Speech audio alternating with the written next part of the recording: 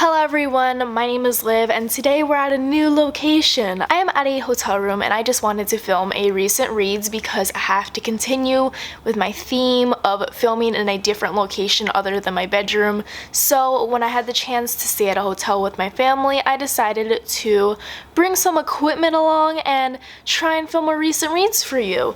We are at the halfway mark, y'all. I have a tentative goal of reading 100 books this year. It's not set in stone. Don't tell anyone about my goal. It's a very soft goal. But we have finally hit 50 reads, so today I'm going to be talking about my 50th read to my 60th read, or my 51st to my 60th read. I don't know, but we are past the halfway mark, and I am so excited. So let's talk about the next 10 books that I have read recently. I'll tell you my thoughts about them. If you have not seen previous recent reads videos that I have done before, I will link them all down below so you can see what books I've read this year and you could just see my thoughts about them. So my 51st read of this year was Hired by Zoey Castile. Hired is a part of the Happy Endings series. It is a romance series following a bunch of different strippers, a part of the same company, who fall in love. And what more do you need from life? So Hired follows a Colombian main character named Aiden who falls for this girl named Faith who lives in New Orleans. And as Faith and Aiden are growing closer and closer together, Aiden is also hiding the fact that he is an escort because he doesn't want to disappoint Faith, who is a very professional woman. She is just so poised and he doesn't want to disappoint her with his previous job. So he doesn't want to let her know what he's actually up to. And once she does find out, chaos ensues, but don't you worry, there are happy endings in this series. And I loved Hired. I love Zoey Castile's writing. Her writing style is so easy to fall into. This follows a dual point of view story, so you get both Faith and Aiden's point of view, and they're both very different because Faith has a lot of issues with her family and following in her family's footsteps and just being the perfect daughter for her mother, and Aiden also is dealing with the fact that he's not a part of his dance crew that he was in Vegas, and he's trying to make a name for himself, and he's trying to just find a place to settle down because he's very much all around America. He's always moving and he's not really settled in one place, but perhaps maybe New Orleans is the place to settle. And I just loved Hired. It was a great romance. It was just so fun to read. If you have not read Zoey Castile's writing, it's just beautiful. It's one of those romance authors I can just dive into any story that they write because I know I'm going to love the main characters and I know I'm going to love the story.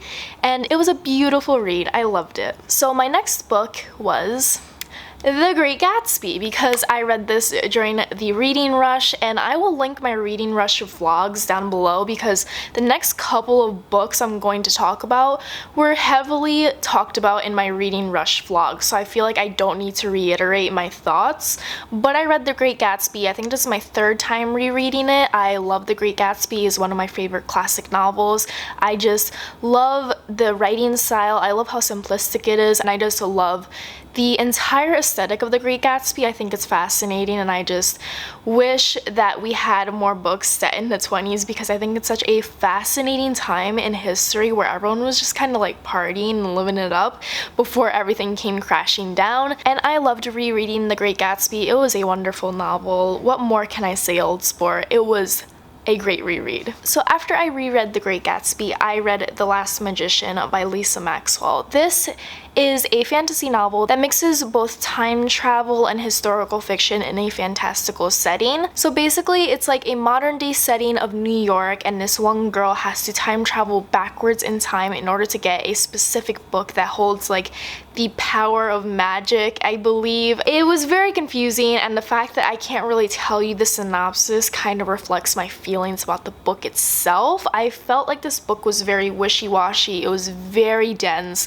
It was very big, and I wish I liked it because I like the fact that people mix together fantasy with historical fiction, and I wish that was utilized more often. But I do have to say it did not capture my attention. I tried reading it first on ebook, but then I had to switch to audiobook because I just could not get into the ebook. But the audiobook I would not recommend. I do not enjoy the narrator. The narrator had a very weird voice that she used for different voices in the book, and it was just not gripping in a way that I enjoy with audiobooks. So I'm just gonna read you my mini Goodreads review. So I said it's not my favorite fantasy in the world. I couldn't seem to get into it, and I wish the magic system was fleshed out more because it had me muddled for majority of the novel. I wish I loved it more because the synopsis was right up my alley, but the story itself wasn't what I thought it would be. I think I thought that it was similar to The Diviners, where it's set in a historical setting, but there are fantastical elements to it. But the way that the magic system was created and the way that the characters were written and the way it was just heavy with description just could not capture my attention. So the next book I spoke about in my Reading Rush vlog, and I read Prince Charming by Rachel Hawkins. This is about a girl named Daisy whose sister gets engaged to the Prince of Scotland. So she has to go to Scotland with her sister. So she has to basically become the royal and poised sister of the future Princess of Scotland. And Daisy is not poised or very royal. She is very rambunctious and she doesn't care about the rules. So while she's in Scotland, one of the prince's friend named Miles is kind of given the role to reel Daisy in and just make her look good for the press because she's not doing a very good job at that, and she's kind of standing out and they don't want her to stand out. It's just a very cute contemporary that I spoke a lot about in my reading vlog, so I feel like I don't have to talk about it a lot here, but I thought it was really fun. It made me think of the younger years in young adult contemporary novels. It just gave me those fuzzy feelings that I get inside whenever I read a cute contemporary that's just full of shenanigans and full of banter, and it was just really cute. I do have to say, I think the story wrapped up way too quickly towards the end. I felt like I wanted to see more of Daisy with her love interest as a couple, and I feel like we didn't really see that a lot, and I kind of wish there was like a sequel or something because we didn't even get to see the royal wedding, and I wish we saw the royal wedding, but it was still a cute contemporary. It just wrapped up nicely but a little too quickly for me. The next book I reread, and that was Shutter Island. Shutter Island is about a man named Teddy Daniels in the 50s who goes to Ashcliff, which is a remote island off the coast of Boston, and he is investigating alongside his partner Chuck the disappearance of a woman in the mental institution. So everyone on this island is very weird. They don't seem to care that this one patient is missing, and it feels like Teddy is the only one who really cares about what's happening on this island. And as he's trying to find that missing patient, he starts to discover that this island is much more cryptic and sinister and just dangerous than he originally thought. But he's also there because he is set on revenge, because he has heard that the man who killed his wife is on the island. So while he's also looking for the patient, he's also looking for that man in order to seek revenge. Rereading the story was really entertaining because I got to see so many things that I missed while reading the story, and I got to just develop my theory about Shutter Island, because Shutter Island is a story that you can analyze for years. You could talk about it with friends. Everyone has different theories about the book, so it was such a fun read to just go back into the book and just dive back into the world of it. But I do have to say, I wish that we didn't have any like racial slurs and like the use of the R word. I wish that wasn't included in the novel, and I know it's set in the 1950s and the author might want to be authentic, and it's also written in the early 2000s, so like people weren't as aware of using some derogatory terms that are just not used today and you shouldn't use today. But I wish I wasn't included in the novel, and yeah, that's all I gotta say about that. I reread Shutter Island for the second time, and it was a time. So the next book I read, I gave 2 stars, and I might even just straight up give it 1 star, and it was Twice in a Blue Moon by Christina Lauren. This is my first mainstream Christina Lauren book. I've read their Beautiful Bastards series, which was like the first series that they published, but now this is my first mainstream contemporary published novel that I've read from them, and this follows a girl named Tate who meets this boy named Sam on a vacation to London, and they fall in love within like a week, which just gets to me, you know? Like by like the 7th day in their vacation, they're like, I'm in love with you, you're my entire life, I can't believe I've been on this earth without you for so long. And I was just like, what's happening? happening? And then on like the 8th day of their vacation, paparazzi surrounds Tate, and they and the public find out that Tate is the daughter of a very famous actor who kind of is not involved in her life. And lo and behold, who sold that information to the press? It was Sam, the boy she claimed to love for 7 days. So flash forward a lot of years, Tate is an upcoming actress and she is working on a movie with her father, and they are on the set of their movie and they find out that the screenwriter for the movie is Sam, the boy who betrayed Tate and sold information about her private life to the public.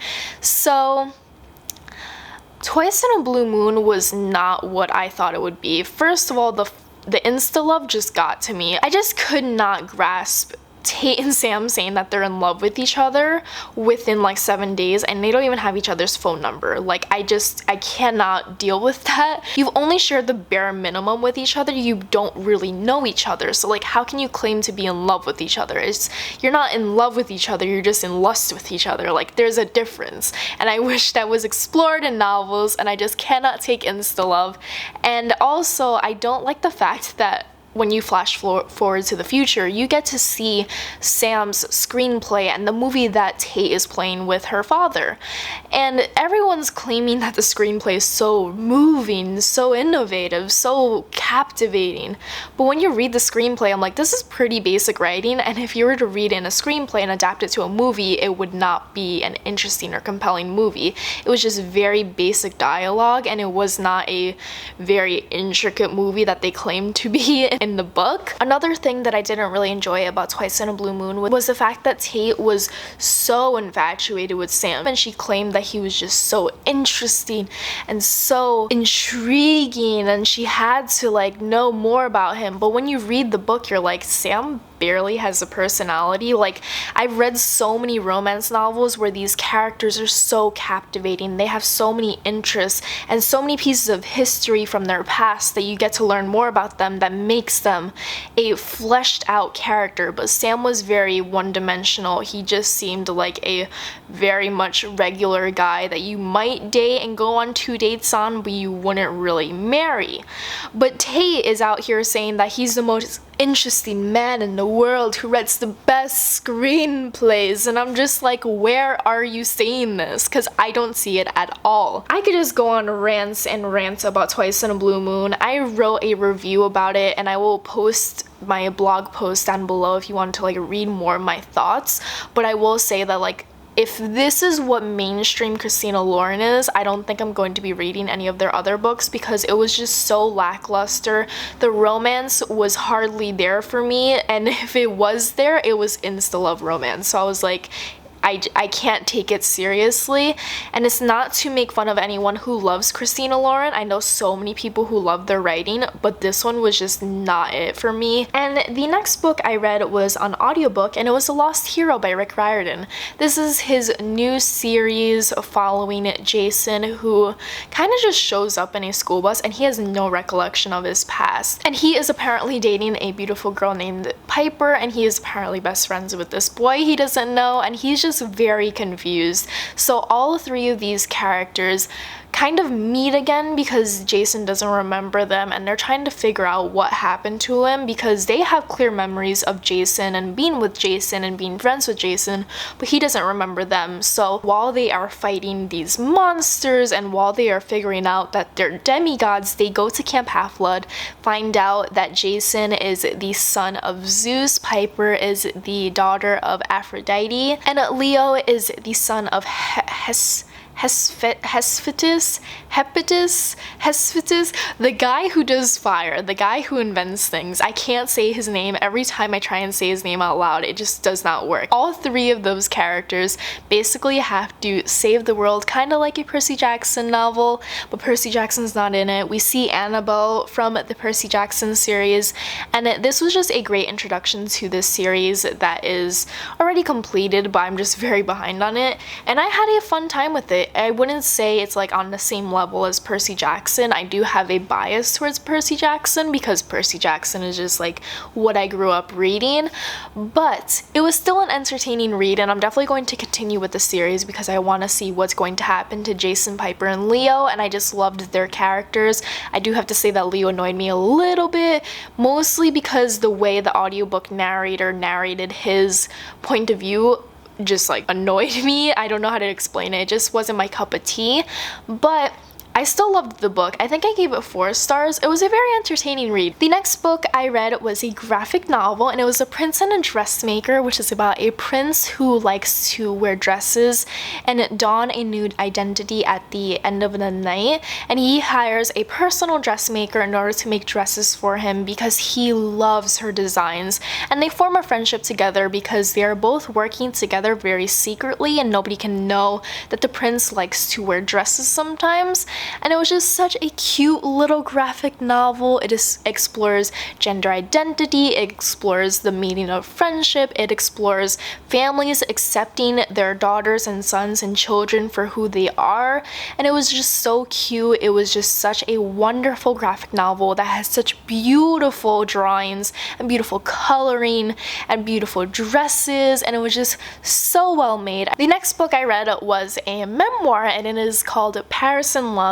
It follows this woman, and she takes a sabbatical from her college, packs up her family, and moves to Paris for a year, where her kids get into shenanigans at school because they're very much American in a very French setting, and it also deals with her as she explores Paris and as she just discovers the Parisian type of lifestyle. And I read a book similar to this called Bella Figura. That was one of my favorite reads of 2018.